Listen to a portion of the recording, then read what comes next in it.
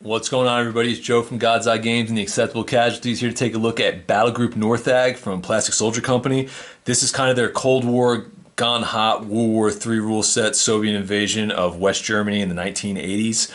For those of you who may be playing Battlegroup in World War II, just kind of flipping through the book, I've noticed that a lot of the mechanics and layout things are very similar to that. So if you're kind of interested in this Cold War period, and have been playing Battlegroup, or maybe you just want to do a new theater and something a little bit different, it's going to be very familiar as far as jumping over from mechanics, layout of the rules, learning the rules. It seems like it'll be a pretty easy transition from that period to this period with no real major bumps in the road. Another thing that I want to make a note of is this rule set. 6mm, 10mm, 15mm, all of that plays. So if you play anything else that's Cold War gone hot, 80s, World War III kind of feel to it, and that's your model set that you have, you're going to be able to bring that over and play this and put it on the tabletop and not have to worry about doing a bunch of crazy conversions for measurements or scale or anything like that. It's built for those smaller models to put on the tabletop. So kind of let's just dig into it right now and take a look. Battlegroup NORTHAG out there put out there by Plastic Soldier Company. So this is a softcover book. You guys can see right now, lots of photos in here for models and things like that. The pages, looks like it might be on camera. Things might look a little bit light because the text going through here kind of has that faded, almost like a bluish gray look. It's not like a hard black text. Reading it from your eyes is simple, but on camera, with the way I have the light set up right now, it might come in a little bit light, just so you guys know that's not a reflection of the book. It's just how things look on camera right now. So it goes in here too. It goes over the end of the Cold War before it goes hot. Probably mixes some history in here, as well as taking a little bit of creative liberties as far as creating what we'll be playing on the tabletop and getting to that point. So here's your table of contents. Here is coming in at a little over 110 pages right now. Full credits. Warwick Kincaid wrote this. And then you got the usual support group that comes in there. You got, Piers Brand, Jason Weisler, all those other guys. I hope I'm saying your guys' names right. But yeah, a lot of the familiar names and stuff that you've gotten from Battlegroup over the years, a lot of that's still coming through here in NORTHAG as well. So like I said, you're getting the consistency as far as what the game is and how it's presented. And here, let's say you got stuff for rules, different types of army lists. I'm going to get all that as we start flipping through the pages. So here we go. Introduction to the rules right here. Kind of going over, what you're playing in, how the rules work, things like that, as well as getting started in the rules. The principles, when you're playing the rule set, like I said, down here with your scale, size of the tables that you're going to be playing on. The game's written for 10 to 15 millimeter in here, but from what I've heard, you are able to play in 6mm as well, and it scales pretty well to that. Different things in here as far as measuring distances, line of sight, all the basic elements that you're looking at as far as mechanics that you're going to work over with the other person that you're playing. They go over that in here as well, so you have a level playing field going into the game. What you're going to need as far as rule book, opponents, different types of battlefield and terrain, dice, all that kind of stuff is covered on here within these 2 pages on pages 8 and 9. So it's really simple stuff that we're kind of used to, but some people who might be diving into wargaming or diving into this level of wargaming, all that stuff is kind of covered in here to make the transition a little bit easier for you guys. Let's see what else we got in here. More introduction stuff, talking about basing, different stuff as far as unit, platoon, and company sizes when you bring them into the game, points values, all those kind of things. And then we kind of roll over here into page 11. It goes into the turn and orders and how a lot of that stuff works.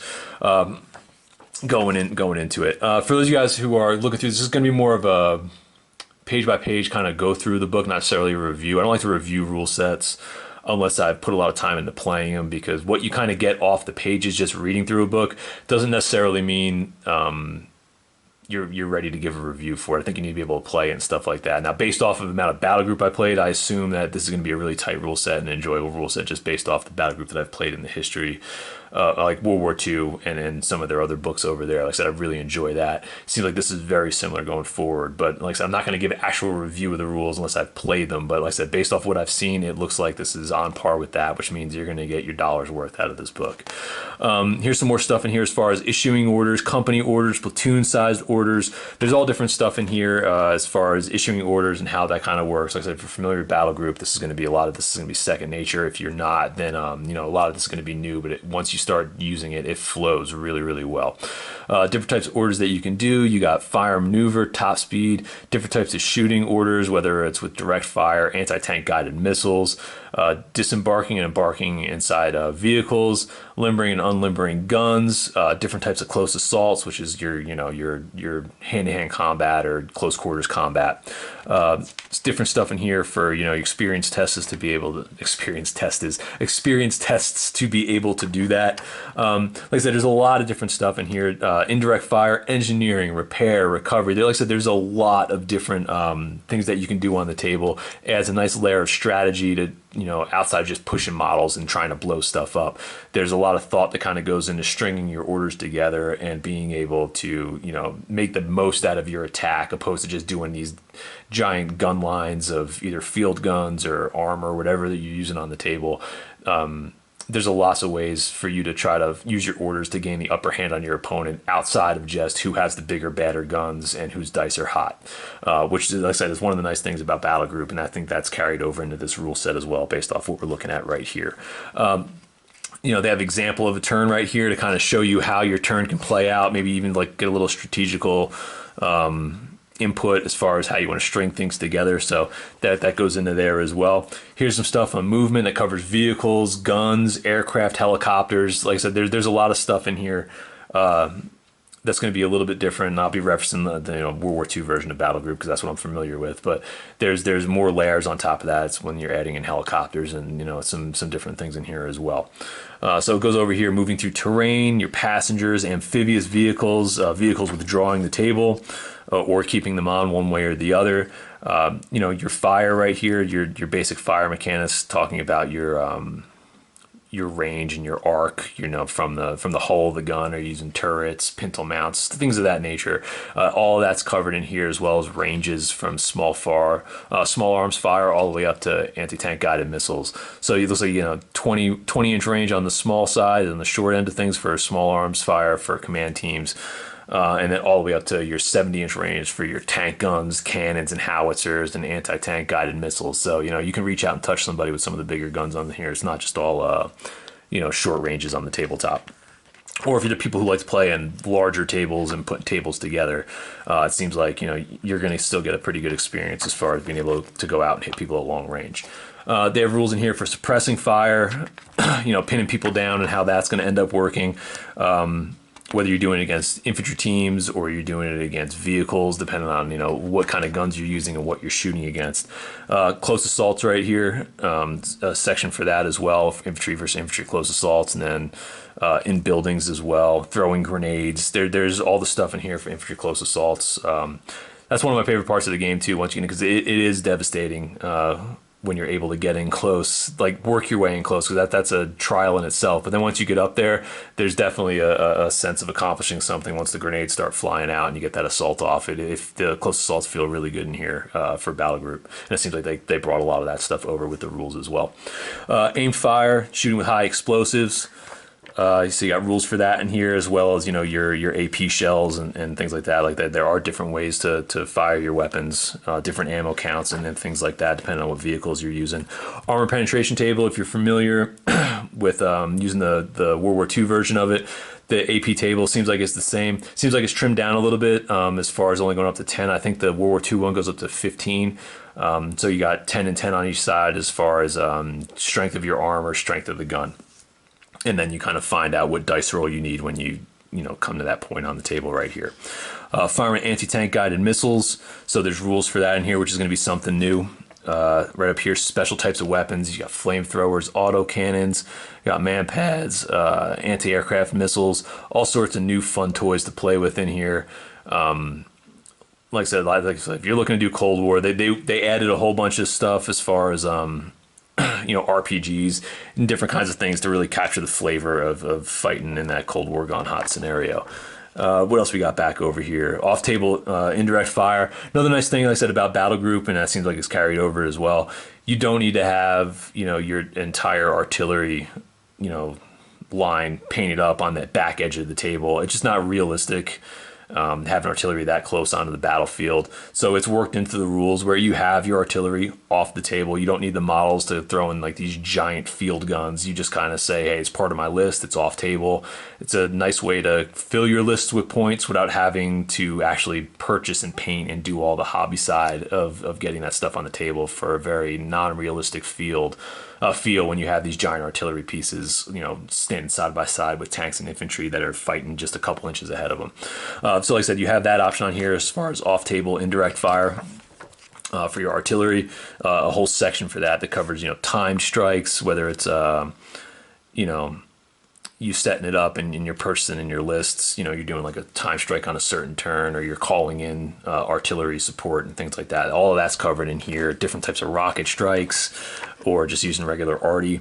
Here's rules for morale over here. You got infantry morale, all the different units morale, how that works as far as pinning goes, or taking casualties, things like that. Also, they have the heroic actions, which is the same feel as the Beyond the Call of Duty test, so that's in here as well, based on what kind of troop that you're using. So that made it come back as well, which is kind of nice to have that moment in there where you guys might be getting lit up like Swiss cheese, and then you end up passing some morale test, and you're able to kind of give a little bit back as you're taking it. So it's nice to have that back in here as well. Over here, we're talking about battle ratings. That's kind of like your army's morale. Battle rating and the chip pulling, as you play the game and you take casualties, or you start trying to unpin units in between turns, you're going to start pulling chits out of the bag. As that happens, your battle rating is going to start going up or down depending on how you do it. Once you flatten out and you reach your number, that's when your army breaks. So it's a blind pull. Your opponent doesn't know it. It's a great way to kind of hide the way that your opponent's doing on the battle, whether like they're close to breaking, or maybe they're feeling still like they're in the fight right now. As the opponent, you don't know that, so it adds a nice element to how you have to strategically act on the table. Do you continue to push your attack and try to get your opponent to break and maybe take some risks, knowing that they're about to fall off the table and that's kind of going to be the end of the game? Or maybe you've overestimated how well you've been doing, and maybe their battle rating isn't as low as you thought it was, and then now you have to now you're putting yourself in a riskier situation trying to achieve to get your opponent to break, and then they're not there yet. I always enjoy the battle rating system because it really adds a risk reward system as far as the unknown is going. As far as the unknown goes, dealing with your opponent, opposed to just being able to look at the table and be like, oh, well, half their units are gone, they're about to break, and that's going to be the end of the game. This takes that out of there, and it makes you kind of have to focus on looking at your opponent, see if they have any tells, how they're positioning, how they're dealing with their army as the numbers start to whittle down, and then know when you're going to make your push and try to break them. So that's all back in here as well for those of you familiar with Battlegroup. For those of you who aren't, this is one of my favorite mechanics in the game. This is here again. Like I said, it's a great way to figure out how you're going to break somebody and how you're going to win the game. It's a fantastic mechanic. Definitely worth checking out if you haven't played it already. All sorts in here. They talk about the different chits that you can pull, not just the numbered chits to drop your battle rating, but also the different things that kind of come in there as well, as far as like the confusion one, all different sorts of different chits that you can pull, and then we'll get to that too. That's on the back. Yeah, so here's some different things here you can get. So special counters that you pull out, heroic actions, gunships. You got confusion, breakdown, nuclear strike, you got gas. So there's more than just pulling numbers out of the bag as well. Some stuff that you pull out you can play on your opponent. These are some of those right there. So it's kind of nice to see all that coming back, as well as adding a lot of that flavor from World War III into the chip counting system. So here's some different stuff here, going over the NBC battlefield. Talking about nuclear strikes, biological, chemical, all sorts of different stuff on here. On there, as well as, and I'm getting into air power right now on page 46, talking about helicopters, different types of aircraft as far as attack jets, bomb runs, recce, and transport, all sorts of different aircrafts that you can use for all different sorts of moves. Different sorts of air power as well, different kinds of, like as far as like bombs, cluster bombs, rocket pods. There's a lot that you can do in here as well. There's also a section for battlefield engineering if you want to talk about demolition, mine clearance, bridging. They add a lot of the stuff in here that you might not see on a game-to-game basis, but, if, you and your buddies end up bringing out a river crossing scenario, or, you want to set up like some defenses for minefields, or really kind of do some cool stuff as far as a thematic or narrative setting on the tabletop, and try to get some actual use out of the terrain that you've put all this work into. A lot of the stuff is covered inside this rule set, for you to be able to use that, and not just as a terrain piece, but actually as a strategic terrain piece where you're going to be able to use it and actually, play the game with that piece of terrain incorporated into it. So it's kind of nice they have that in here as well. Same thing with your smaller units too. We're talking about like vehicle recovery, repair, ammo supply. A lot of the models that you might have in your lists or on your shelf that don't get a lot of play, might you just use as like display pieces or objective counters and things like that. You can actually bring them off and actually get some use out of them on the tabletop and move them around and use them as a functional unit. That's kind of something I always liked about Battlegroup as well. Is some of the guys that don't always do the shooting and blowing stuff up, they still have a role in the game, and it's kind of nice to be able to bring them out and add that layer to the tabletop experience. Over here on page 51, we start getting into unit special rules. This is all the stuff that's going to be attached to different types of units, maybe different army lists, all sorts of different equipment. So that's kind of covered in here right now, and there's a couple pages of that. Like I said, all different kinds of stuff in here. What else we got? We're getting some more photos in here. Battlegroup did a good job too of getting photography in there of all the different models and how they look. And they do a really good job with the photography in here, so you can kind of get some ideas as far as how you want to set your tables up or paint your units. Like I said, the photography and the pictures in here are really good. So here he is going over the army list and the different way that they play out, talking about how you construct your army list, restricted units, screening units, main forces, reinforcement requests. There's different optional rules in here as well as regular rules for how many units you're going to bring for the size of the games that you're going to play, and how that's all going to get put together when you're building your lists for the specific factions that you're using. So here, that just kind of goes over that right here, talking about additional fire support that you can bring into your lists as well. And then we get over here, more fire support, and then you get in the Red Army Arsenal down here. So you're talking about like different types of infantry teams, kind of goes over how that is and what they're armed with, how to base them as far as models go, how many guys to bring into the actual units. So it goes over all of that as far as the units go. Also talking about your recce support, your armored support, different types of tanks. All that's kind of covered in here. And it's kind of cool because it goes over a little bit of the history of the units, how they were deployed, how many there were in some cases. Talk about what kind of guns they were armed with. There's a little bit of detail, a paragraph or two of each of these units that you're going to field. So if you're a little bit shaky on World War III or that kind of Cold War armament that you put on the table, and I'm in that group as well. It's always nice to kind of have a reference inside the book, so when you're dropping down a T-64 or a T-80 or whatever you're putting on the tabletop, you don't just look at it and be like, oh, here's a tank with a big gun. Like you can actually, you know what I mean? Like you can actually look at it and kind of get a little bit more of an in-depth feel for what they were, how they were used, how were they deployed. And it's all right here in the army building section, so you don't got to go on the internet and do a whole bunch of research. It's all right here, so you just a page flip away and then get right back into list building. And then take the basics from that, and then if you want to do some more research, obviously you do it later, but like I said, it's all here for you. I mean, everything down to engineering vehicles right now. There's just tons of stuff in here, even like the weapon. I mean, you got anti-tank weapons, anti-aircraft, so anything that you need a little bit more information on that you might not be sure about, whether it's the model that you have and you don't know what it is or how it's used on the table, outside of just looking at a stat block, this is a really good way to kind of look at things and get a little more of a feel for what you're putting out there and how you might be able to use it strategically within the game. Same thing with all the different types of rockets and field guns, aircraft, helicopters, all of it's right here. It's a great reference section. I really appreciate when they put that in the books because it does make it a little bit easier as far as getting into a new theater of combat and that you might not be familiar with. Just nice to be able to flip through the pages and learn a little bit. On top of using that knowledge to maybe make a themed list or something that you might want to throw out on the table that might be a little bit off the wall, but you kind of makes sense based on what you've read in the book. So here we go, forward screening units. Seems like this is a lot of your recce stuff. So this is for the Russian. So this is inside the army list. You got your army list right here is the Russian Armored Battle Group. So here's your forward screening units. It kind of goes over all of them in here. Tells you what their costs are, what the unit composition is, and any special rules that they might have in there. Some of these units as well, they have different upgrades. So if you have, we'll just do the tank recce patrol. So it's two T-64As right there.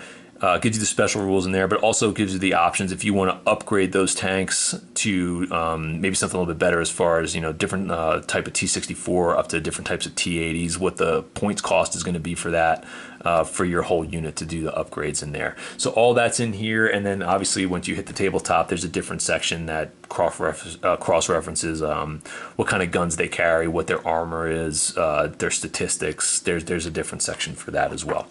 So back here, you can end up picking up different types of demolitions, anti-tank, ATGM, dugouts. So different types of things that you can put in here as far as fortifications go as well. Then you have options for Vanguard units, which are your tank companies, your motor rifle companies, all that's in here. And then you got your main column, all the options that you have in there. So like I said, the army list, they give you a whole bunch of stuff to choose from. So you really can kind of go in there and you can... Well, in this case, for Cold War Gone Hot, you can kind of cater your list to, feel that semi-historical of what you think would be getting pushed into combat, or maybe specifically what's been deployed in this area waiting for things to go off, and you can kind of recreate that and actually put that on the tabletop and let it play out. There's a lot of different options inside these lists to really let you put together a really well-rounded, flavored force, or kind of put together all these options and put together something really unique. Like I said, there's a lot of flexibility and a lot of options in how they set these lists up. Just like I said, from the models that you put on the table to your support, like I said, which we're looking at right here, your fire support, whether it's air support that you have coming in or off-table artillery, all those different options, you have it all here in the army lists, depending on what faction that you're playing right now. So like I said, as that goes through right here, all different sorts of anti-tank units, airborne reinforcements. Like there's a lot in these lists. They flesh them out. They always have lots of really cool things that you can do in here. Now you have the British Army, the Rhine Arsenal. So here's all your Brits in here. So like I said, they even show like how you got your basing and how you set that up. It's not individual basing as well. For your infantry, it seems like this is team basing. So if you play Team Yankee, you'll be able to kind of bring those guys over in 15 millimeter if you want to. If you don't play Team Yankee and you're kind of starting fresh, just know it's not individual basing. It looks like these are going to be multi-based going in there. I don't think I touched on that in the beginning. So going through here, like I said, same thing. You got the different sections for the different types of units in here, and a little paragraph for each of them to kind of get a better feel for what they are and what they do. On the British list, same thing. They got like some photos in here. So if you're wondering what you're gonna do for camo or how you're gonna build your table up for fighting in this theater, all that stuff is right there visually for you guys. Going in, same kind of list setup as the last one.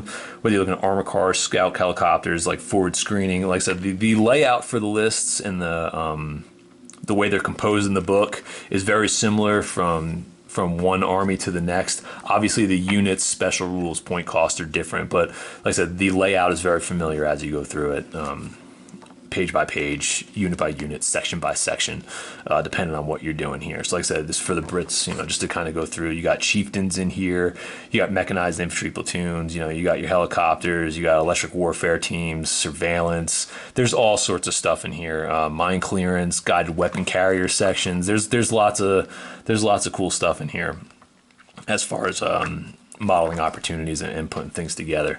So that's what you're looking at right here. For the list in the book. Now we're going to get into scenarios right now. So as you go through here, they talk about different types of scenarios, how you place your objectives, deployments, phases of battle, as far as like the recce phase, vanguard, main column, when they come into the game, when your reinforcements come on.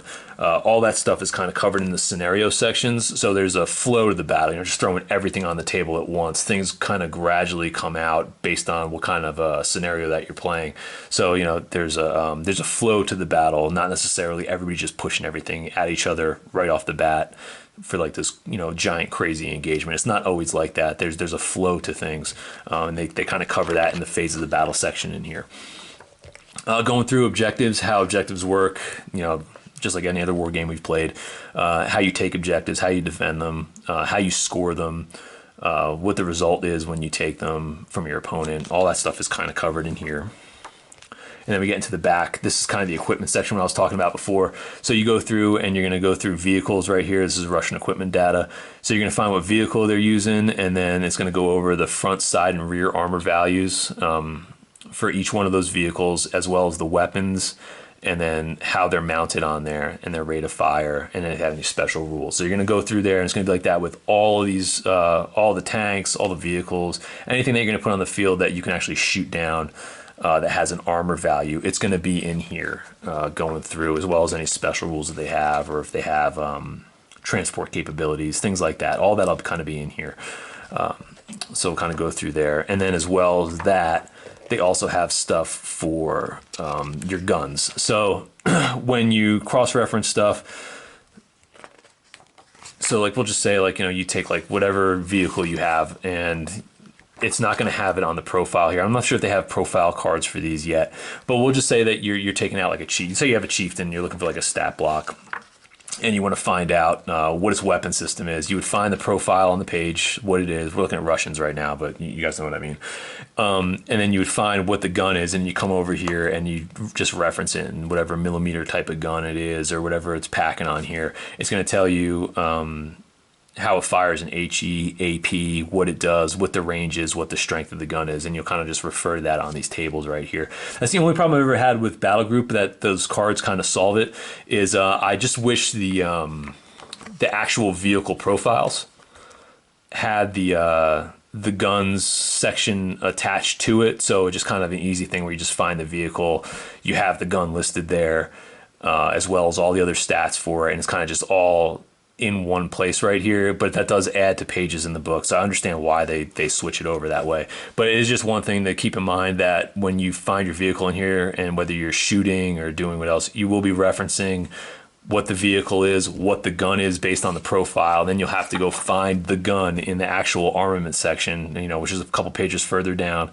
figure out what the range is, and then you're going to go back and you're going to have to find the armor piercing table based on what your opponent's armor is, what the gun is, what your range is, the strength of the weapon. Once you kind of figure all that out, then you're going to refer that. So there is a little bit of bookkeeping in the beginning, but kind of once you get used to it, you're going to start memorizing some of the stats and how things work, and it won't be as bad. But in the beginning, you're going to feel like you're turning pages a lot without some of those quick reference materials, whether it's the cards or whatever else.